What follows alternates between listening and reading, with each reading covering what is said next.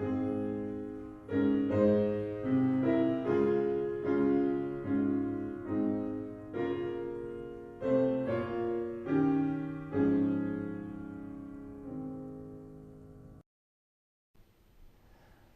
to Inside Northern. My name is Dr. Tim Downs. I'm the president of Northern State University, and I'm pleased to have colleagues here with me today to talk about our School of Business.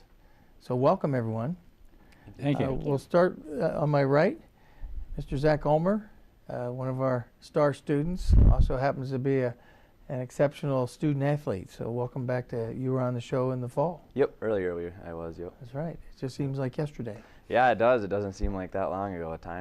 She's just cruising by. Yep, absolutely. Time flies, but when you're having fun. And so do you. You had record times this year in the 800. Yep. Congratulations. Yep, I sure did. Thank you. Yeah. Thank you. And we were watching. Thank you. Watching from a distance. It's a great year you had. Yes. I'm very, very happy with the indoor season. We're moving into outdoor now. We'll go down to Missouri the 7th and the 8th. So really excited about that. Kind of carry from the indoor success, kind of carry it to outdoor and kind of see how it goes. So really excited. So. Yeah, nothing like running in a 75-degree day. Right, exactly. With the sun on your face. Looking towards the warm weather. I'm definitely ready for it. Absolutely. I think we all are. For sure. Absolutely. For sure. Well, and to your right, Dr. Kristi Bockorny. Welcome back. Thank you. You've been on the show before. I have not been you on haven't? the show before. It's just, yeah. I see you around all the time. Maybe that's why. Well, thank you very much. Welcome to the show. Yeah, Thank you. And you're one of our predominant faculty and does many things. But we're very thankful for all you do for our students and our programs. Thank you. And of course, we have our Dean Bill Broucek. Welcome back. I know you've been here. We've been here a few times. Absolutely. Yes. So nice to be back. Absolutely. So it's talking about the School of Business. Now, every time we talk about a different school, there's just tons of things going on. So one of the points of the show is let's just talk about what's happening now and maybe some things that happen in the future. And I believe, Dr. Broucek, you want to even talk about a little bit in the fall, kind of a preview. Yeah. Things to come. Okay. Okay, that's fair. That's fair. Well, so the one thing that I guess was going to be a big topic of discussion was the Student Human Resource Management Case Competition. Did I get that right? Yes, yeah, that's correct. SHRM, the Society of Human Resource Management, has a case competition every spring, and this is the first year Northern is sending a team. So we're pretty excited about that. And Zachary happens to be one of the members of the case competition. But with the students, they have a written portion and they'll also have a presentation that they have to be part of. So they have received their written portion, they've done that, and then they went on and prepared their presentation, but now they'll go to the case competition and actually present in front of judges. Yeah, that's a great opportunity. When I taught years and years ago, I used to use case studies as a model for instruction. And for those of you that aren't real familiar with it, it's basically you give them a problem, which could be simple or very complex, and then the students sit down and say, how would I resolve this problem? And you infuse theory as well as practice to try and come up with maybe a unique or simple resolution, but then you have to also say why. So it really ties it all together.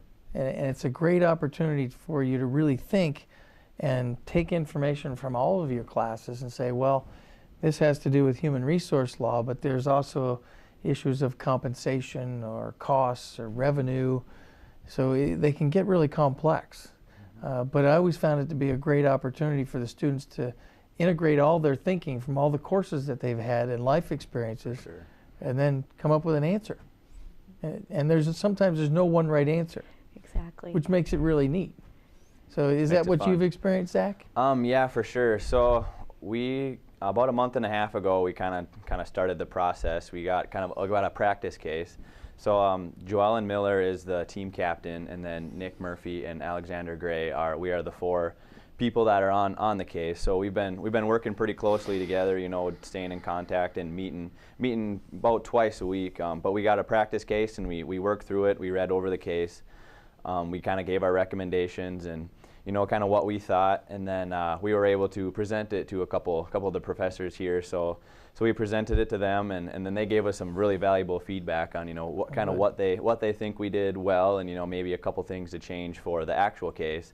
And it was really beneficial. You know, we got to take a step back and kind of analyze, you know, how the way we did things, and then we could kind of compare it to our actual case. So March 10th, we got so at noon we got our case mailed to us or emailed to us. So we read over the case, and then on Sunday we all got together and sat down, you know, kind of gave our thoughts about what we think about it, and then we went forward with that, and then we wrote a 2-page executive summary, and then we also made a PowerPoint. So and then we had 5 days to do that. So Wednesday we had to have it submitted.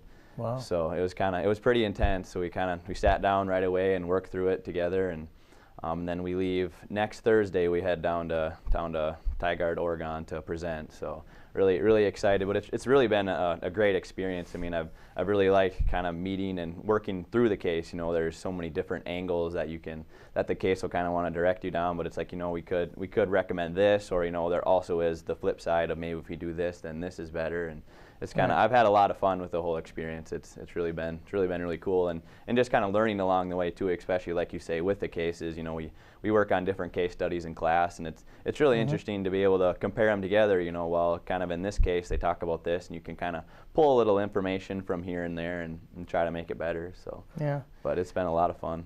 Now, the other people in your group, are they management people or from different areas of study? Yep, I know Joellen is management. Do you know what? They're all management. Okay. They have a little, maybe a different minor. Okay. For instance, Zach has the banking minor. Correct. Okay. Joellen has a marketing minor. Okay. Alex has a marketing minor, and then Nick is a double major in management and accounting. Yep. That's perfect. So yeah, they had a little mix of right. little specialty in there as well. So. Well, and that's a great simulation, because if you're working in industry, if you're working for a bank, you might have that same mix. So everybody's going to approach it from a different perspective, but that adds value to the answer you come up with because of that integration of ideas and different types of expertise. I think that was one of the things I really liked too. Like we individually read through the case and read through the three questions, and then when we got together, you know, you see the different side of it. Like somebody would say something else, like, oh, okay, well that's a really good point. We can kind of spin off it and make it a better question, or a better answer to the question, which is pretty neat. It sounds like a great experience. For sure. Great. I always looked at them as a simulation. Yep. Because if you consider yourself somewhat of a consulting team, then someday you could be doing this for a living. Who knows? It could happen. Who knows? You just don't know where the world's going to take you. Definitely open to opportunities. I don't really know how to say no. So. Well, and you know, it's kind of a team sport. Yes. You run track. For sure. Yep. And you're in cross country, and you're the captain of the cross country team, so you have to take a leadership role. Yep. Me and actually Jacob Schweitzer and I are we kind of wanted to do a little something different this year. There hadn't really been. We'd never had team captains before, so we kind of talked it over with coach and talked. So there's 11 guys on the cross that are kind of quote unquote the cross country group that have moved from cross to track. We kind of mingle with the track and field team too, but we're kind of our core group. So, but yep, Jake and I are the team captains of the cross country team. So we've kind of brought in some different things, kind of get the perspective on, bring that leadership in, and we kind of wanted that leadership role there because it was just kind of make some changes, do what we can do, to leave a bigger impact as we go on, and kind of help the freshmen along, if they have questions on really anything. And sometimes it's nice just to sit down and talk.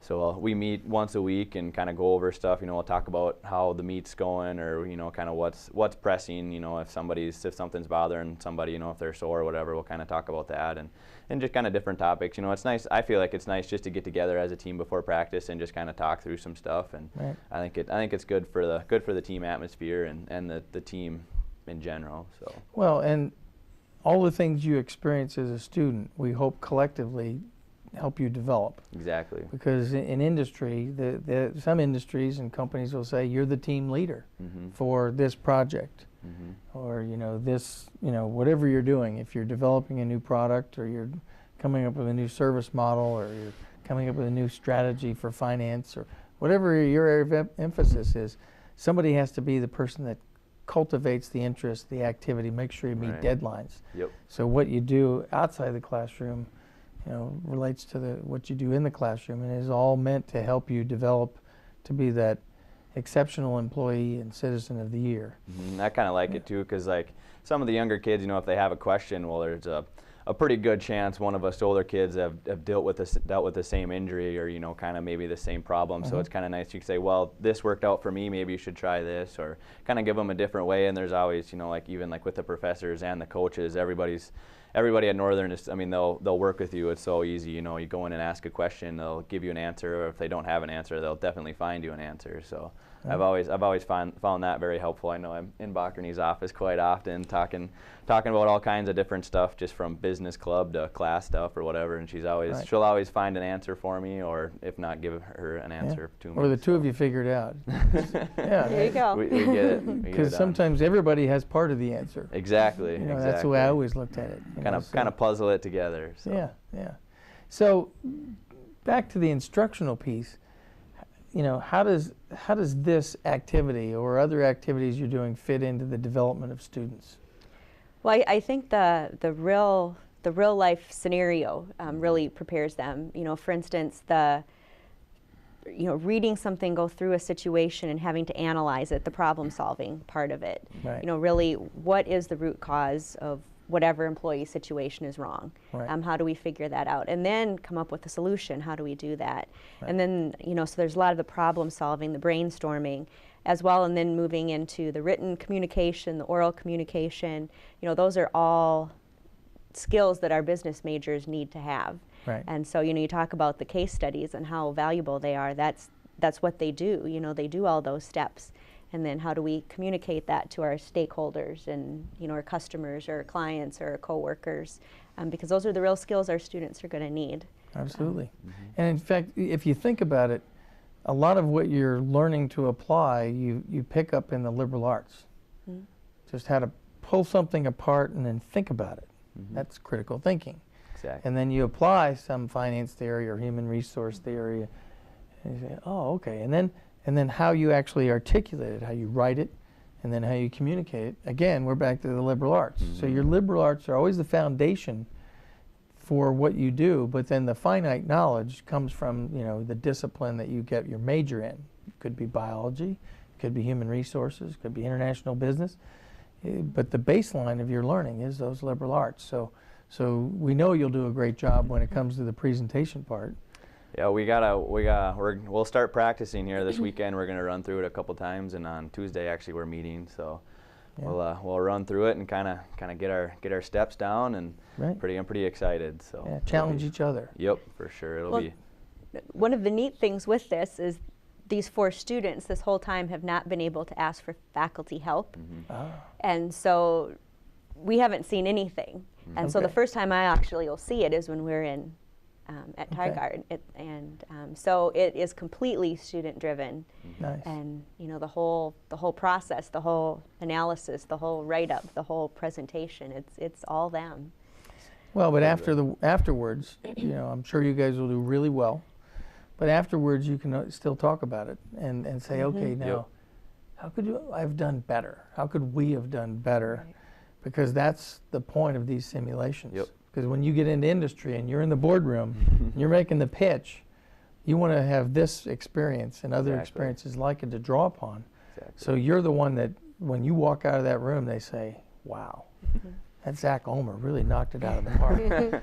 That's what the whole point is. It was really nice. Like with the practice part, we were able to ask questions and kind of so like what kind of way would you want us to go with this, which really helped a lot. But yeah, with the actual case, we haven't talked. We have to keep it to ourselves until we're done presenting. So we've only talked amongst us 4. So nobody else other than the other teams that are presenting have any idea what the case is about. So yeah. Well, I won't ask either. I used to teach these things, but we'll stick to the rules. But no, it's just because this is life. So this is just a great experience for you to learn from. And I think when you're practicing, what I would recommend is challenge each other. Okay. Because it's okay. Yeah. It's not to challenge the person.